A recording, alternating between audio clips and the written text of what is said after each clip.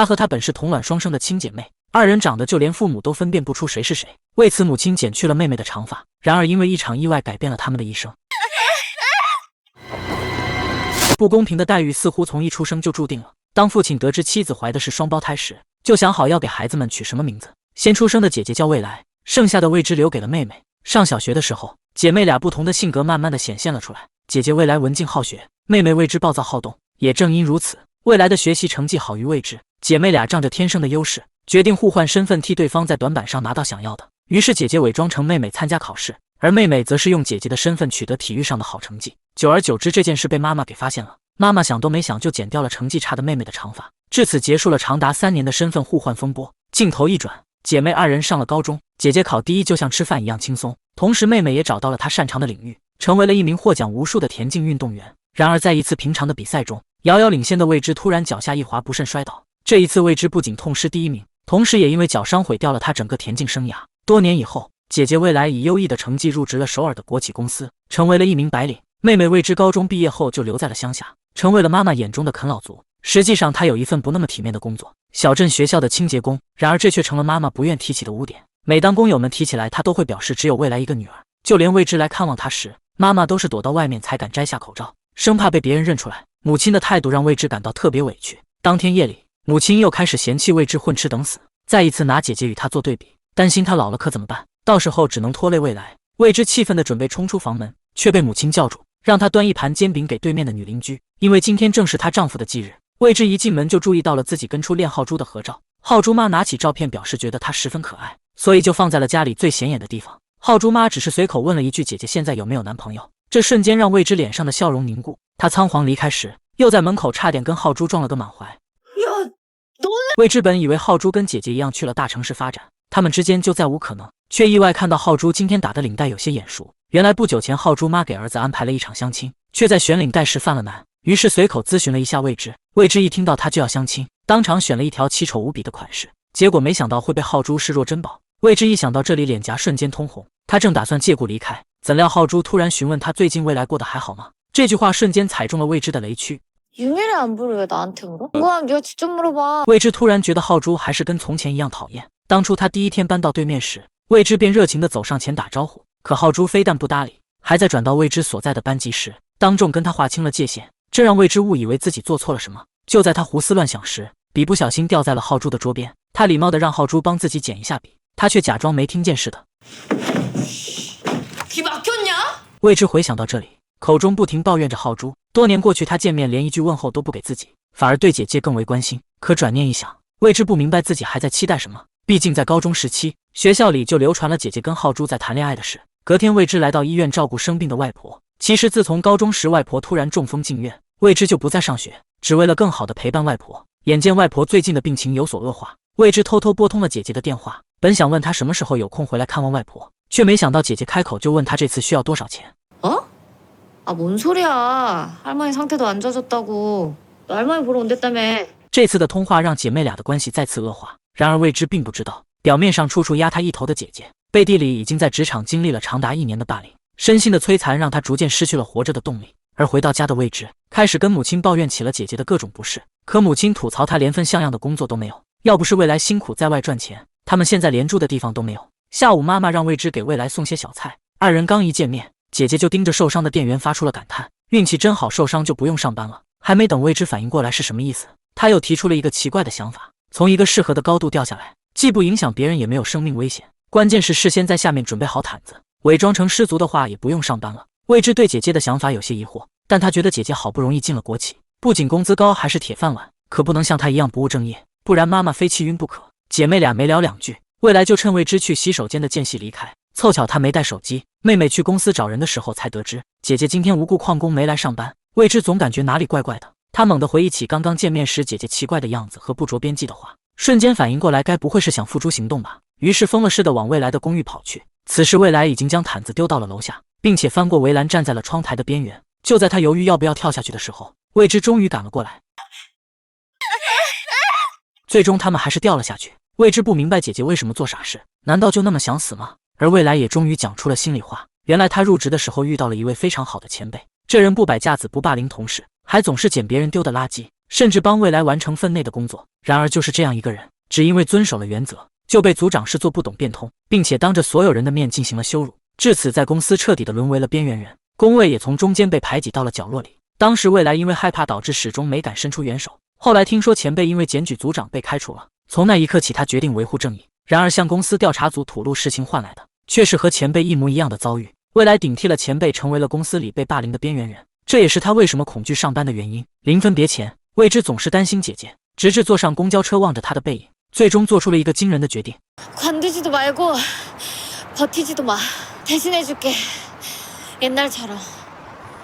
逆来顺受的双胞胎姐姐遭到了职场霸凌，阳光开朗的妹妹决定跟她互换身份讨回公道。然而她还没适应对方的生活，就中了上司的圈套。原来妹妹未知和姐姐未来决定互换身份后，不仅改造成了对方的形象，还互相交换了手机。不过有一点姐姐格外强调，凡事务必保持低调，如果试图插手解决她的问题的话，绝对不会轻饶了妹妹。互换身份的第一天，依照未来事先交代的，公司今天会有个重要的晨会，但没人会通知她几点，所以得早点上班，跟着人流进入会议室。未知提前1个小时来到公司，以为这下稳了，结果会议在半个小时前就已经开了，也就是说他白白早起了2个小时。姐姐料到可能会发生迟到的情况，特地交代悄悄地溜进去，尽量不要引起任何关注。进到办公室以后，未知望着空座发起呆来，因为按姐姐所说，没有空位就坐窗户旁的椅子上，现在明显留有一个空位，所以谨遵她的提醒，一屁股就坐到了会议桌前。没想到这个行为却引起了在场的关注，所有人的目光全都望向了昔日的边缘人。凑巧这时买咖啡的同事回到办公室，未知想都没想就拿了一杯，空气瞬间凝固。他看着同事们不可思议的样子，刚想发火，未来的话突然回荡在耳边，大家只是想看他出丑而已，就算不自在也千万不能发作。就在未知决定算了的时候，部门经理表示他不喝了，留给未知。他这才反应过来没自己的份，怪不得其他人用怪异的眼光看过来。晨会结束以后，一位女组长不停地嘟囔，真替朴首席感到不值得，干嘛要关照未来呢？未知没有听出话中的意思，只觉得这群同事很可恶。另一边，姐姐未来回到乡下，还没睡醒就被妈妈发现，问她为什么从首尔回来了，但好彩之前剪了短发，妈妈还以为未知只是把头发染黑，这才有惊无险。而且她为了避免和外婆见面，到了一家名为昌河的草莓基地工作。她明明每天什么都没做，老板却照常给她结算工资，这让未来有些不好意思。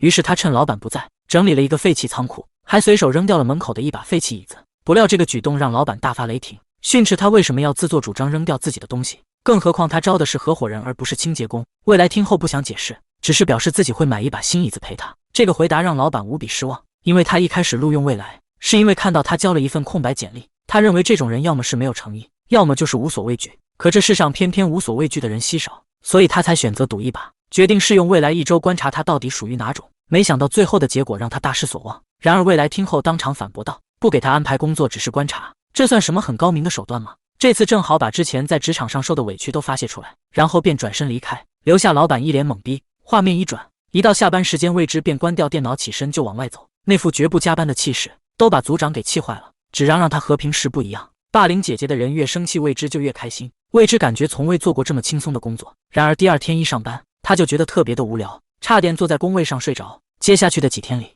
未知为了丰富工作的乐趣，好成功的熬到下班，不仅学会了折纸，还搞起了创作。就这样相安无事度过了1周。这天部门经理老崔故意接近未知，透露有一个简单的工作给他，然而话还没说完就表示有些后悔，毕竟这个时候拍外勤会遭到非议。未知一听说是外勤来的性质，立马拦住部门经理，打算接下这个项目。原来部门负责收购新总部的地皮，经理叮嘱这是保密项目，所以人手少。可话音未落，旁边的申组长就央求把机会留给他。最终在部门经理的坚持下，这个天大的馅饼落在了未知的头上。然而说是保密项目，但同事瞄了一眼资料袋就知道，又是齐达尔那块地。原来刚才都是部门经理和申组长唱的双簧，地皮的收购实际上早就完成了，可黄金地段有个叫罗莎的小店不肯搬走，而未知的工作就是将企划案交给小店的老板。然而他刚介绍是哪个公司的，夜里未知翻看姐姐留下的心得，这才发现他最讨厌的申组长只是未来交代远离的第2头号人物，则是那个看上去和蔼可亲的部门经理。现在后悔那肯定是来不及了，未知只能一遍又一遍地去求小店的老板。可无论他怎样套近乎，最终得到的结果都是一样的。这天返回公司的路上，未知遇到了一个熟人，这人正是从小搬到他们家对面的浩珠。浩珠此时担任公司检举的外部调查员，他有件事想要跟未来好好聊一聊，于是2人便约着晚上见个面。然而当真未来得知这个消息后，说什么都不让妹妹见他，听口气似乎隐瞒了什么事。妹妹想弄清楚姐姐到底经历了什么，于是偷偷的跟浩珠见了面。原来那天他临时代替前辈负责一个检举案，结果发现未来正是举报人。由于案件本身涉及到职场性骚扰，再加上通常出现熟人的话，被害人担心不光彩的事宣扬出去，从而被迫撤诉。浩珠想知道未来撤诉是不是跟他有关，未知问到性骚扰案的对象是谁，本以为是姐姐笔记里记载的头号人物崔经理，但得到的答案是朴尚勇首席。他这才猛地记起会议结束那天有个女人说的话。未知怀疑姐姐一定隐瞒了什么。回到家以后，未知给姐姐打了个电话，很想问问她究竟遭受了什么，可话到了嘴边又生生的咽了回去。转头关心每天走那么多路脚磨破了疼不疼，还提醒她每周去看望外婆2次。未来一开始是拒绝的，因为怕被外婆认出自己，但最终他还是鼓起勇气去医院看望外婆。不出所料，他一开口就被认了出来。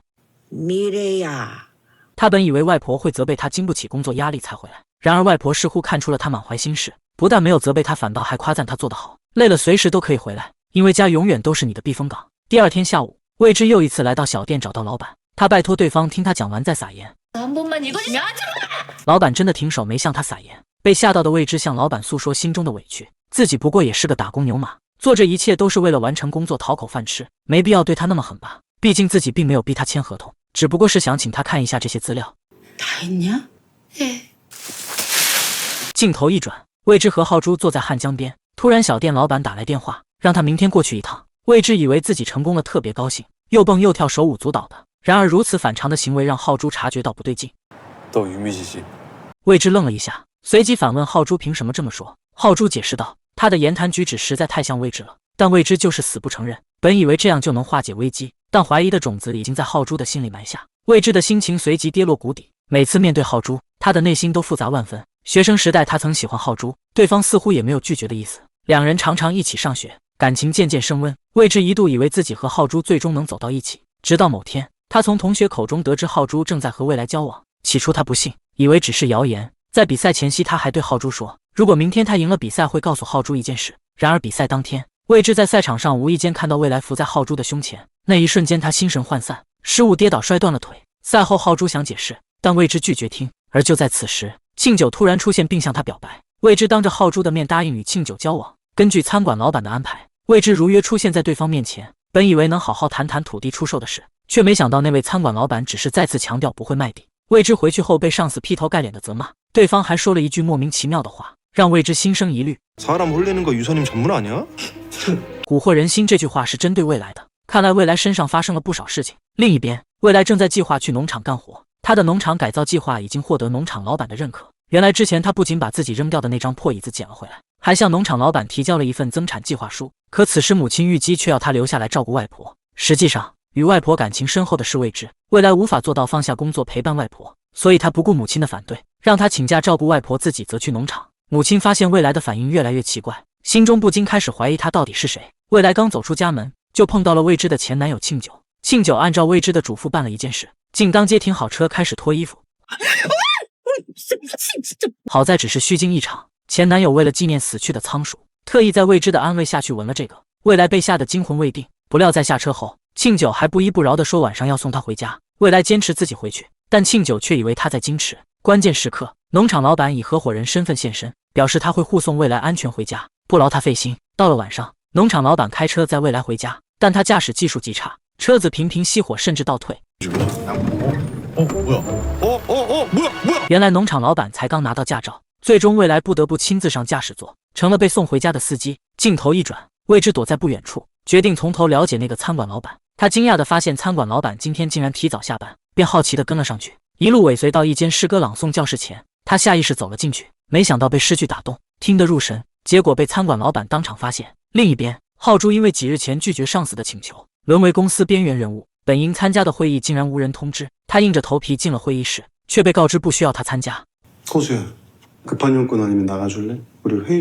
浩珠并不觉得自己有错，正当他苦思破局之法时，未知打来电话将他约出。得知他跟踪餐馆老板被发现后，浩珠建议他主动道歉，以免事态扩大。从未知口中得知他想了解餐馆老板后，浩珠上网查找相关信息，竟然发现餐馆老板竟是他的校友，毕业后还设立过奖学金资助优秀学生。未知一听有这层关系，便希望浩珠出面劝说餐馆老板，但浩珠始终不肯答应，还说就算要找人帮忙也要找未知，因为他最擅长打开别人的心门。这句话击中了未知的痛处，在别人眼里，他他仿佛拥有打开所有人心门的能力，但他自己心知肚明，从未真正走进任何人的内心。那些围着他转的人，只是被他的光芒吸引，一旦这道光消失，他们就会如潮水般退去。其中最典型的就是名叫智允的女人。隔天，魏之带着昨天诗会中感动他的一句诗，特意买了一个海螺送给餐馆老板，老板却并未理会他。正好一通电话打进来，魏之听见餐馆老板家需要打扫卫生，灵机一动找到了讨好他的突破口。因为他本来就是个清洁工，所以很快便将老板家打扫得一尘不染。老板看到后不仅没感谢他，反倒是问他是不是公司逼他这么做的。 회사에서 이런 짓까지 하라고 시켰어? 아니요, 그런 거는 아니고. 회사도 나도 안 시킨 짓을. 因为他想跟老板拉近距离，但奈何自己只擅长打扫。老板看到魏之不断用指甲抠着手背，在坚硬的心也忍不住柔软了几分。但对于土地买卖一事，他依旧态度坚决。他明确表示希望魏之以后不要再来了，否则将正式向他的公司投诉。魏之已使尽浑身解数，也毫无进展。此刻心情已跌落谷底。正当他陷入低潮时，接到浩珠的电话。赶到饭店后，看到的竟然是那个曾经的墙头草朴智允。智允表示自己现在从事美食相关行业，今天碰巧遇到浩珠，原本想顺路送浩珠回家，却因为魏之的出现临时改变计划，只得硬着头皮送魏之回去。魏之让智允把车开到老板的餐馆楼下，理由是白天帮餐馆老板打扫卫生时，不小心忘了把厕所钥匙放回原位。智允对此心生疑问，追问他来这到底是为了什么。魏之情急之下，只得谎称这家餐馆是自己姨妈开的。第二天一早，经理走到魏之面前，语气严肃地要求他无论用什么办法，必须在周五之前将餐馆老板请到公司来。魏之一个人坐在公交站台发愁，餐馆老板本就难缠，如今还要请他来公司，这简直是天方夜谭。这时他接到了智允的电话，对方兴冲冲地说自己正要前往姨婆的餐馆，他公司正在策划一档怀旧类美食节目，而那家餐馆非常符合主题。魏之一听简直如五雷轰顶，要是餐馆老板知道自己在外宣称他是亲戚，两人之间恐怕再无缓和的可能。他顾不得一切，拼命奔跑，终于在智允抵达餐馆前将他拦下。没想到餐馆老板恰好从后门出来，听见了两人的对话。老板从智允口中得知事情原委，此时魏之又开始下意识地抠起了手背。这个动作让餐馆老板回忆起一位故人。 조카 손주 친구라니까 다음에 다시 찾아와. 老板终于松了口，不仅没有追究，还在得知魏之所在的公司希望他到场后，竟然答应出席。那一刻，魏之意识到自己之前所有的努力都没有白费。与此同时，一个好消息也从浩珠口中传来，他告诉魏之自己已经辞职，从现在开始会帮他一起调查关于不当性行为的真相。魏之听后内心五味杂陈，他感动于浩珠的支持，但想到这一切是为了姐姐未来，情绪又瞬间复杂起来。然而他并不知道，其实浩珠喜欢的人一直是魏之。在学生时代，浩珠总是故意掐准时间假装偶遇，只为能与魏之一起上学。与此同时，在与未来相处这段时间里，农场老板也终于意识到当初对未来确实有误解，他郑重其事地向他道歉。剧情发展至此，似乎姐妹俩的爱情都开始悄然绽放，只是谁也无法预料未来身上究竟经历了什么，是否还藏着难以预料的变数。魏之无意中听见上司交给他的任务，根本是一场早已设计好的阴谋，将他踢出公司。经理计划在与业主们会面的当天让他成为众矢之的，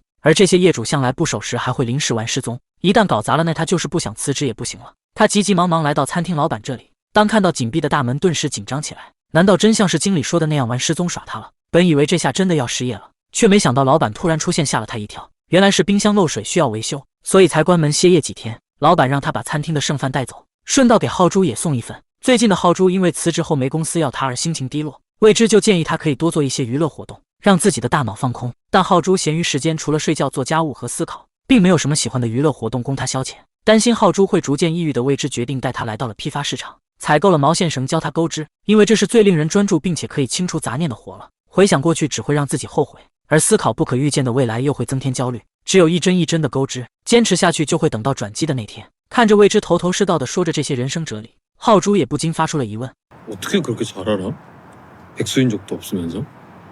因为他不知道面前的并不是品学兼优的姐姐。曾经的那一场失败的比赛不仅断送了运动生涯，还因此导致魏之患上重度抑郁。回想那段至暗时刻，3年里魏之将自己困在房间里不见天日，生活起居全靠母亲照料，险些要被逼疯的母亲摇晃着他的身体，歇斯底里的想让他振作。可一直都觉得自己是姐姐附属品的魏之，并不想理会母亲，因为他认为母亲如今的关心和怒吼，不过是因为自己没有了运动员的光环，带给不了母亲荣耀罢了。魏之怒吼着问母亲为什么要生下他，明明只要姐姐未来这一个女儿就好。然而母亲被他这过激的言语逼到动手，用残暴的方法怒其不争。可想而知，魏之曾经经历了多么艰难的一段时光，如今可以很坦然地帮别人走出阴霾，应该是真的放下了过去的种种吧。自此之后，浩珠非常听话地开始钩织清空杂念，与前同事聊天也会被人调侃，询问是谁教给他这样的方法，并且一眼看破他正在和这个女人处于暧昧期。有些无语的浩珠打断了同事的猜测，毕竟他喜欢的一直是未知而不是未来，而因为之前承诺会帮助未知搞定关于地皮收购的问题，浩珠会经常在未知的求助下帮助餐厅老板处理许多餐厅琐事。老板也松了口，决定请浩珠当他的法定代理人，代表他处理和商讨有关地皮收购的事宜。然而浩珠公事公办的严谨作风也让未知平添了许多工作量。从餐厅出来后，浩珠的一通来电打断了两人的对话。原来是志允询问浩珠是否会参加周末的同学聚会。 미래한테는 따로 얘기 안 했어? 미래한텐 일부러 얘기 안 했어. 志允言语讽刺未来应该不会来同学会，因为之前考公的失误降格就职现在的公司，应该并不想见同学们吧。没想到在一旁听到的未知却一把抢过浩珠的手机。 호수 데리고 둘이 갈게. 그날 보자. 未知命令浩珠明天弄头发穿好点和他一起参加，并且还说如果自己不去，一定会被那群八卦的同学说3道4，他才不会给他们这样的机会。果然周末的那天，未知精心打扮来到了餐厅门口，但他的内心却无比忐忑。虽然自己是假扮姐姐未来赴约的，可这群同学们也是知道有关自己曾经那些所有的不堪和失败。好奇的同学一见到未知就开始打趣，猜测他究竟是未来还是未知。紧接着浩珠也帅气地出现在了同学会。聚会开始后，同学们很快就聊起了关于彼此的工作和现状，而话题也自然而然地引导了没有在场的未知身上。 근데 진짜 이제 육상 그만두고 뭐 하고 살아? 우리 엄마 말로는 청소년이란다던데. 七嘴八舌的讨论让未知僵在原地，即使过去这么久，他还是无法自如地接受别人对他议论纷纷。实在听不下去的浩珠打断了这帮八卦的嘴，问他们为什么要在背后议论。聚会结束后，浩珠面色铁青地质问未知，为什么他刚刚要在妹妹未知被人议论的时候选择沉默，不能忍受自己被议论，却能对未知被调侃而无动于衷。但其实他更生气并不仅仅是这个，而是一整晚未知都在被其他人搭讪，甚至那个男同学还在聚会后讨要了未知的手机号。回到家后，浩珠开始反省，明明自己喜欢的是妹妹未知，怎么会对姐姐未来有心动的感觉？这让浩珠对这样的情绪感到烦躁和郁闷。另一边，姐姐给未知打来电话，说周五必须回来一趟，原因是白天护工提醒姐姐该为外婆剪头发，而这项工作一直是未知在做的，所以不能穿帮。可周五正好是餐厅老板去谈判的日子，本想和姐姐协商一下改期，却不想立场不同之后，他们居然为此争吵了起来。姐姐责备他什么时候变得爱工作了，只是让他演戏，没让他真的去认真上班。而他责怪姐姐站着说话不腰疼，原来人真的无法共情曾经的自己。镜头一转，浩珠接到了未知的电话，说餐厅老板联系不上了。原本今天是来公司商讨地皮收购的，可餐厅老板却为了拿一个包而不慎在家摔倒扭了腰。匆忙寻来的未知被眼前的情景吓到，曾经那个爱他的外婆也是因为摔倒，才导致如今这般瘫痪在床。这一幕勾起了未知心中深埋的痛，当时的自己被抑郁折磨得不成人样，照顾了他3年的母亲已经崩溃，然而外婆却对他不离不弃。外婆说即使他什么都做不成也没关系，只要身体健康，外婆可以养他一辈子。有一天，未知在吃东西的时候，门外突然传来一声巨响，当他走出去查看，才发现外婆摔倒在地上已经不省人事，因为他曾剪断家中的电话线，根本无法拨打急救电话。3年未踏出房门的他强忍恐惧，冲出家门四处求救，但因耽误时间太久，错过了最佳抢救时机，最终外婆瘫痪在床，恐惧的情绪又再次袭来，导致未知呼吸不上，险些窒息。幸好此时浩珠及时赶来，老板才让他赶紧找个塑料袋套在未知头上，他这才缓了过来。医院外，浩珠安慰未知，老板因为送的及时已经没有大碍了，但未知却不禁感慨自己的外婆曾经也是那样的，如果在他身边的不是刘未知而是别人，外婆是不是就会被及时送到医院，也不会像现在瘫痪在床。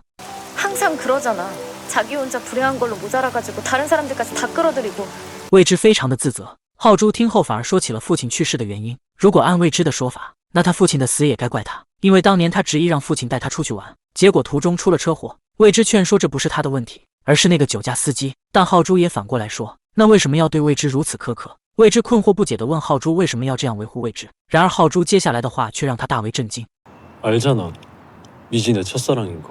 韩剧未知的首尔姐妹俩终于解开了拥抱之谜，同时妹妹因祸得福变相的替姐姐出了口恶气。原来小时候浩珠缠着父亲带她出去玩，还没到达目的地就发生了意外，父亲的死对她产生了不小的影响。用医生的话来说，活下来已经是个奇迹了。目前最佳的状态是维持现状，不能登山，不能远足，更不能做剧烈的运动。然而偏偏那天学校举办了高考前登山运动，浩珠本应该和未来待在大本营休息，但他却执意的要去登上头训峰。至于为什么，咱们先挖个坑结尾来填。镜头一转，未知听说浩珠爬山了，飞快的返回山底来接他，甚至还做了一根拐杖，认为会有所帮助。此时已经有很多同学登顶返回了，半开玩笑的通知未知，再不快点就是最后1名了。不知道是不是听到了这句话的原因，浩珠让他一个人先走。 됐다고. 같이 가. 그냥 좀 가 제발.而这次登山让浩珠彻底的喜欢上了魏之，他不知道姐妹俩互换了身份，所以向着他认为的姐姐吐露了心声。但话没说完就接到了一通电话，这让魏之无比的好奇，这小子喜欢的应该是姐姐，毕竟比赛那天二人都抱在一起了，那为什么今天又说自己是他的初恋呢？就在魏之努力的理清关系的时候，总部的领导突然莅临公司突击检查，部门经理和组长为了拍马屁留下好印象，命令魏之递交原本没有通知他整理的报告书。一瞬间，所有的目光都聚焦到了他的身上。然而还没来得及解释，老总就垮着一张脸离开了。紧接着，组长就下令让魏之在下周前整理好报告，并且递到他的手上。下午，魏之看望了餐厅老板，由于检查出了胆结石，所以过几天的会面就只能委托浩珠一个人去。临离开医院之前，魏之问出了心中的疑惑：登头迅风那次没有发生什么特别的事，为什么会喜欢上妹妹呢？该不会是扶着她下山被感动了？由于姐姐曾目睹了二人下山时的情况，所以魏之这样问就不会暴露身份。没想到浩珠的回答出乎了他的意料，不是在山下，而是在山顶。听到答案的魏之变得更疑惑，因为登头迅山的那天明明是浩珠一个人爬上去了。第二天一早，魏之在工位上发现一本关于报告的资料，是一个名叫太一的同事放的。他既不认识这个人，也不觉得有人会那么好心的帮助他。然而还没等魏之想明白怎么一回事，他就听到2名同事正在拜托太一帮忙赶2份材料，顿时心中冒出一个疑惑：莫非放材料的就是他吗？于是魏之主动来到那人的跟前，把材料推到二人的中间，通过对方的脸色确定就是他放的，随即拜托太一帮忙，而太一也没有过多的推诿，便答应了下来。另一边，浩珠与朋友聊天的时候谈到了初恋，朋友误以为是贾未来，浩珠坦白其实是双胞胎的妹妹。좀 기괴하다. 그러니까 아니라고요. 可实际上，浩珠也很烦恼，他以为魏之知道他的心意，可看对方的样子好像压根不清楚。好朋友一听这话，掏出来2本一模一样的书，把他们比作了未来和魏之姐妹俩，表示如果被其中一个吸引，那么他必定有特别之处。但现在却对另一个动心的话，是自己的眼光变了，还是想在姐姐的身上寻找初恋的影子呢？想要理清关系不那么痛苦，唯一的办法就是亲口问清楚。于是当天下午，浩珠回到了乡下，夜里就撞见了假扮妹妹的姐姐，随即把她的近况全都告诉给了对方。眼看贾魏之不怎么感兴趣，他又提起了读书时登头迅风的那天。那天他登上山顶遇到了魏之，拖着累到不行的身体坐在了地上。在父亲死后第一次向其他人吐露心声，他一直都有死掉的念头，想着今天如果连这样的山都爬不上来的话，还不如死了算了。现在回想起来，那天应该是人生中重要的转折点，要是没有坚持爬到山顶的话，估计很难活到现在。浩珠最想谢的人就是魏之，然而未来不清楚他们之间发生过什么事，只能保持沉默。浩珠以为魏之对这个话题并不感兴趣，便识趣的没有聊下去。回到家，未来就给妹妹打了一通电话，把这件事详细的告诉给了对方。他只觉得尴尬以及没被对方认出来，可妹妹关心的是二人曾经交往过。一听这话，未来直呼冤枉，原来那天他生了病，再加上浩珠着急看比赛，跑了一路实在是撑不住，这才会倒在对方的怀里。那魏之就不明白了为什么不告诉他，未来也觉得奇怪，妹妹也没问啊。至此姐妹俩的误会这才算彻底解除。有的时候人生就是如此，因为一个小小的误会不仅会错过对方，甚至还会遗憾终身。魏之后悔当时没有勇气问出口，放弃了浩珠，放弃了人生。第二天，部门经理为了抢魏之的功劳，把和业主谈判的工作揽到了他的头上。临和餐厅老板见面之前，魏之和太一正在布置会议室，外头的同事见此情形，站在办公区公开造他的黄谣，什么避开有妇之夫勾引小鲜肉，肯定是不想再一次在众人面前挨耳光，先装出喜欢对方，然后利用完一脚踹开之类的垃圾话。恰好被来谈判的浩珠给听到了，他立刻走到造谣同事们的面前发出警告，公开散布针对个人的不实信息，最高可判处5年有期徒刑，若涉及职场霸凌还可以提起民事诉讼。怼的那俩同事立刻闭上了嘴巴。谈判开始后，部门经理不仅总是抢魏之的话，还表示他是此次项目的负责人。浩珠一下就反应过来是在夺走魏之的辛苦成果，随即提醒这位崔姓的负责人，他的委托人依照贵公司开出的条件是不会卖的，至于怎么说服业主，那不是他的工作范畴。此外，非常反感以个人关怀的方式登门谈判，所以希望崔总今后亲自联系他这个代理人。也就是说，部门经理偷鸡不成蚀把米。事后魏之发现浩珠总是刻意的躲着他，而浩珠虽然嘴上说着公私分明，但实际上却是明确了他喜欢魏之的想法，才会刻意的躲着贾大姨子。另一边，母亲在村民的口中听到了一些风言风语，她提醒未来，女人要先有自理的能力才考虑谈婚论嫁，可千万别想着靠男人那样会毁了一生的。她就是个反面的教材。未来不敢相信最亲近的妈妈竟然也相信谣言，瞬间痛苦的经历不绝于耳。 생전 미지 네가 남자랑 엮여서 말 나온 적이 없... 次日，魏之满心欢喜地将报告交给了组长，没想到组长翻了2页就批评他做的不好，格式符号不正确，没有标注数据来源。 너 하기 싫은 거 대충 한 거야? 아니면 원래 네 능력이 이 정도인 거야? 总之，组长借此把魏之给踢出了局。虽然明知道是报复，但魏之还是觉得很难过。夜里，他多喝了几杯，借着酒劲向太一吐露了心声。 최선을 다한 거 다 쥐어짜낸 게 겨우 이 정도인 거면 대화 너무 초라하지 않아요? 太医建议休息2天，然而未知透露那样太危险了，一旦钻进房间再想出来就很难了。他之所以能够成功出来，是因为生病的外婆想要见他。在那一瞬间，他想起了那个人，连山都爬不了就会去死的浩柱。虽然不知道怎么出的门，但始终记得平常30分钟就能到的疗养院，那天却走了4个小时。瘫痪在床的外婆见到他的那一刻，不仅没有怪罪未知，反倒还安慰他要向前看，就如同他的名字一样。昨天已经过去了，今天还是未知数，要一起的努力活下去。晚上太医回到家，对着紧锁的卧室强调自己会帮助他。与此同时，醉酒的未知来到了浩珠的公寓楼下，埋怨对方总是对他忽冷忽热的，让人摸不着头脑。要是喜欢妹妹的话，干嘛不直接表白，扯什么头讯风？今天必须说清楚到底是怎么一回事。原来浩珠爬山那天，不仅得到了每个下山同学的鼓励，还在山顶看到了相信他一定会爬上去，并且默默等待他的位置。正是因为这个女孩，浩珠才有坚持下去的理由。往上爬的每一个瞬间，脑袋里想的全是未知，所以才会喜欢他。然而话音未落， 나도 너 좋아했다고. 可在浩珠的眼里，这可是姐姐未来啊！未知喝醉后，借着酒劲对着曾经的初恋表白了。然而话还没说完，就迷迷糊糊的睡着了。当他再次睁开眼睛，发现躺在一个完全陌生的地方，这才记起昨晚自己说了什么，甚至还对浩珠做了失态的事。就在这个时候，浩珠提着解酒要回到了公寓。值得一提的是，长这么大，他还是头一次帮别人买。然而这个行为让未知误以为是因为昨晚用姐姐的身份表白的缘故，所以立刻解释，他这个人只要一喝醉，就会说一些很像真心话的胡话。要是昨晚有表白什么的，千万别放在心上。 그 뒤는 기억이 잘 안 나나 본데. 听到浩珠这样说，未知当场就懵了，但无论如何都记不起来醉酒后发生了什么。可还没等他细想，浩珠就好奇地询问：“今天不用上班吗？”镜头一转，浩珠不仅贴心地为未知披上衣服，还帮忙叫了一辆出租车，这才让他有惊无险地赶上打卡。可刚走进公司大厅，组长就嚷嚷有事，立马跟着部门经理去开会。此次项目会议中，未知通过完美的表现，得到了上级领导的信任。回到工位以后，未知发现座位上放着一瓶解酒药，他觉得应该是太医给的。此外，还有一张写有 SY 缩写的明信片，上面的内容是：很抱歉让你独自承受了一切，但 SY 一直很想姐姐未来。凑巧别的同事也在讨论朴首席从海外寄来的礼物，这让未知顺理成章地认为朴首席叫做朴尚勇。另一边，姐姐未来为了避免乡亲们在传她和农场老板的流言蜚语，就辞去了农场的工作，像曾经的妹妹一样，整天躺在房间里也不出门。妈妈特别担心再继续下去她会出问题，于是便拜托双胞胎的发小庆九，有空带着贾未知出去转一转，毕竟二人曾经是情侣关系。与此同时，浩珠看着手中的解酒药，想起了昨晚和未知的画面。原来昨晚两人就要亲下去的时候，未知突然就睡着了。然而就在这个时候，志云打来电话约他马上见个面。实际上志云也没有什么特别的事，除了应付工作上的拍摄任务，就是想和浩珠待在一起，因为他已经喜欢上了浩珠。当天晚上，志云拉着浩珠见了未知，三人刚碰头，他就表示始终忘不掉二人一起面试的高跟鞋事件。但未知没听姐姐提起过这件事。就在他不懂怎么回答的时候，浩珠突然打岔，好奇对面的小店为什么总是排起长队，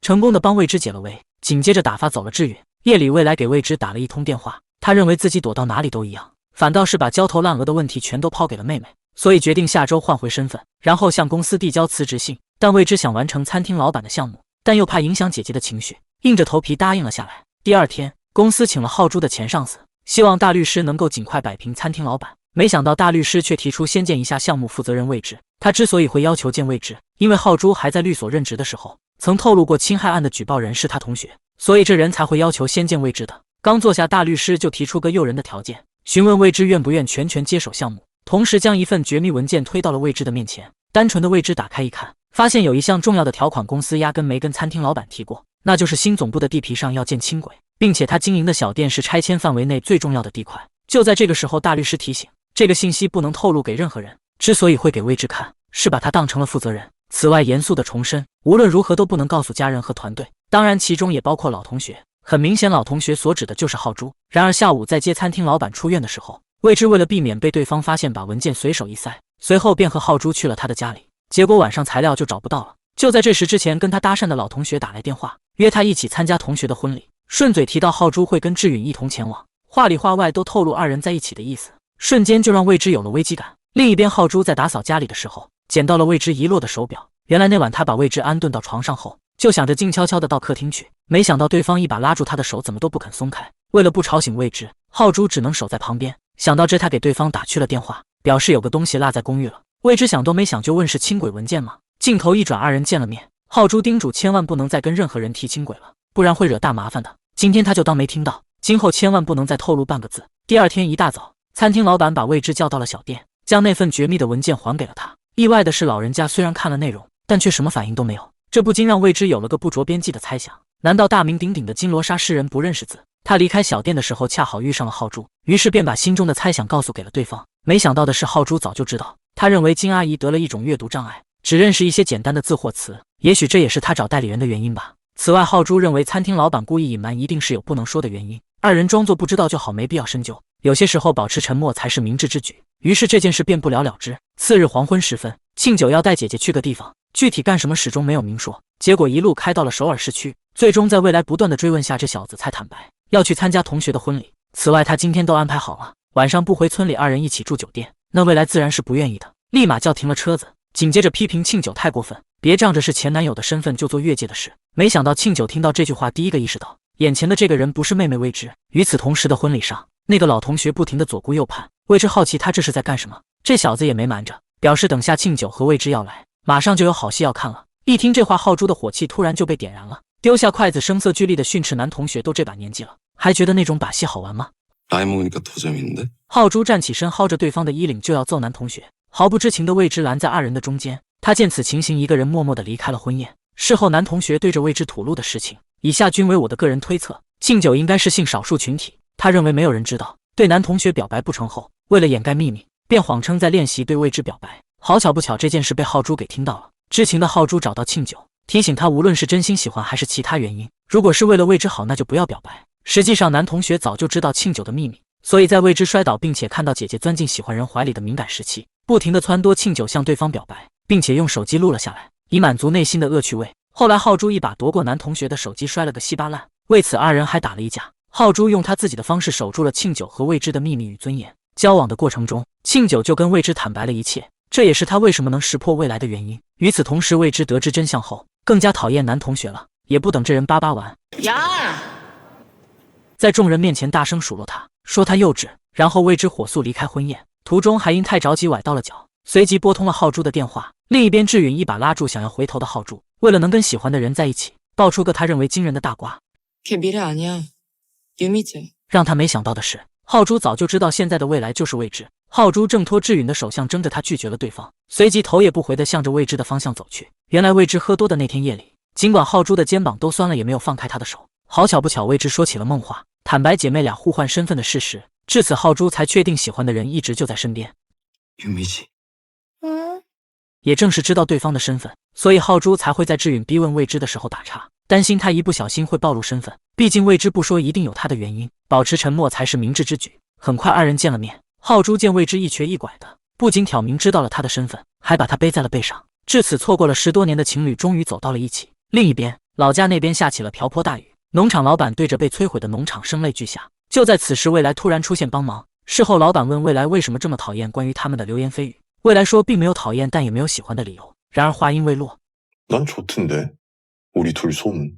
镜头一转，从小体弱多病的姐姐未来有个幻想，如果是一棵树，那么打针就不会疼了，那样的话身边的人或许也不会因为她而难过。从那天起，未来学会了刻意隐藏自己的情绪，虽然做不到妹妹那样闪闪发光，但至少可以不给身边的人添乱。多年后，她因与农场老板的流言蜚语凑到了一起，老板不清楚干嘛要在意那些不实的话。就在这时，未来发现农场主竟然是大名鼎鼎的韩世珍，南朝鲜著名投资公司的商业奇才，但不清楚后来为什么突然辞了职。韩世珍故作神秘地表示，想要知道真相的话，后天再告诉他。第二天一大早，浩珠受餐厅老板金罗莎的委托，来到了魏之的公司，转达无论什么条件都不会卖掉小店的想法。然而他刚进会议室，却发现此次谈判的对象是前上司。大律师有些不能理解，浩珠既不找别的律所应聘，也没自己开一个，反倒是接下了金罗莎的案子，是为了报答他捐赠奖学金，还是处于对老同学的愧疚？浩珠表示不想谈论私事，紧接着转达了委托人的想法。没想到大律师却提醒，每一个拒绝的想法背后都有一个理由支撑，要么就是浩珠不知道没问过，要么就是对方信不过他，一味的恪守成规，保持职业操守。这不是帮忙，而是袖手旁观。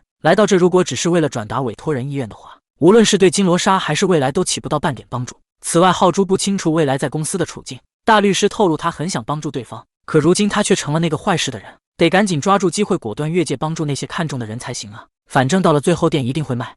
난 원하면 그렇게 만드는 거. 浩珠没有反驳大律师，因为他知道大律师说的不无道理。走出会议室后，贾未来找到浩珠，询问浩珠下周有没有空，他打算下周安排他和未知见面。此时未知还不知道浩珠已经知道了他的真实身份，总是想着等下周换回身份后就跟对方理清感情。浩珠没有当场揭穿未知，特地的配合他假装不知道姐妹俩的真实身份，反倒是未知还在为自己的小聪明沾沾自喜。这俩人太有 CP 感了。送走了浩珠后，未知收到了志允发来的短信，对方约他尽快见个面，殊不知却被一个戴着婚戒的女人给盯上了。未知刚到约好的小店，那个女人就坐到了他的对面。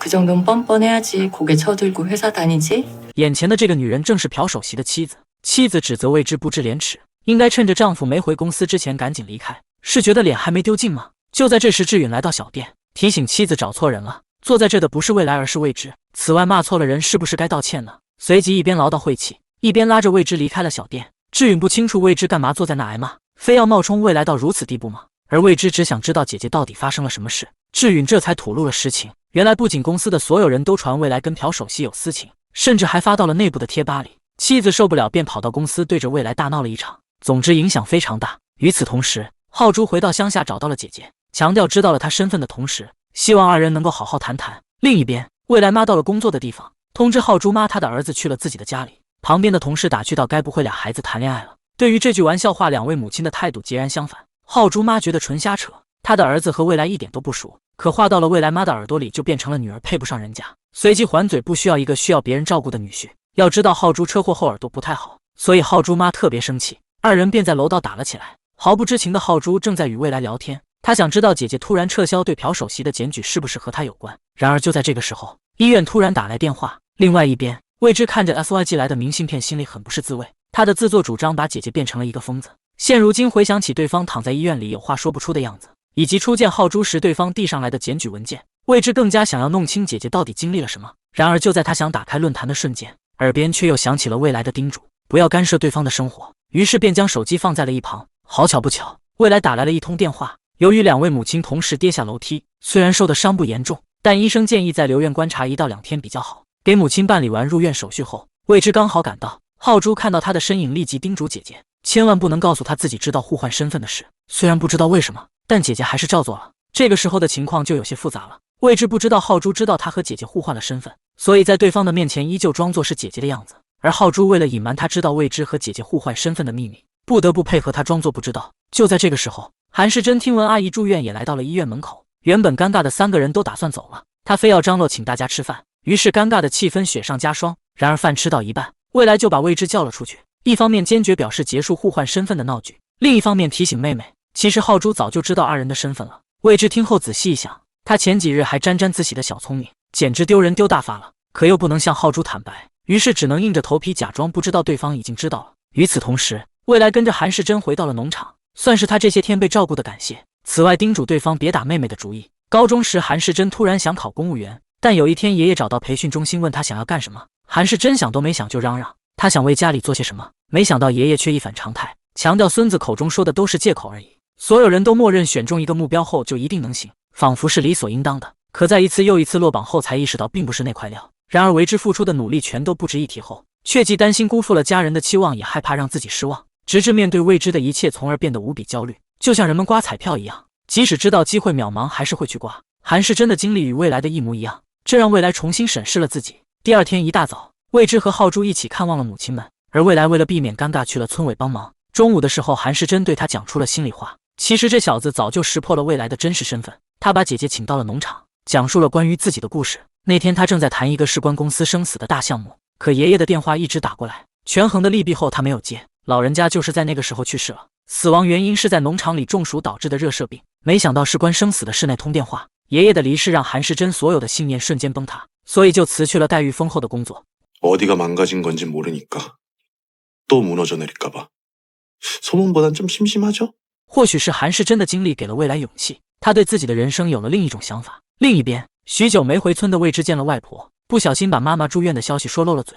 老太太一听女儿受伤了，说什么都要让孙女推着她过去看看。未知心里清楚外婆的身体不允许，随便编了个理由搪塞了过去。黄昏时分，未来找到了浩珠，明确的拒绝了对方的好意，因为他现在也不清楚需要什么帮助，所以打算回到公司弄清后二人再联系。与此同时，好姐妹庆久偶遇未知，刚见面就迫不及待地拉开衣领给对方看了纹在胸口的刺青。果然，妹妹与姐姐的反应截然不同。此外，她清楚浩珠喜欢好闺蜜，推测好闺蜜应该也喜欢对方，但未知认为那都是高中时期的时候，那时的初恋现在不能作数。此外，她还透露了一件事：浩珠离开村子的那天夜里，二人曾见过面。由于脚踝受伤的缘故，她认为对方是在怜悯她，于是跟最喜欢的人大吵了一架。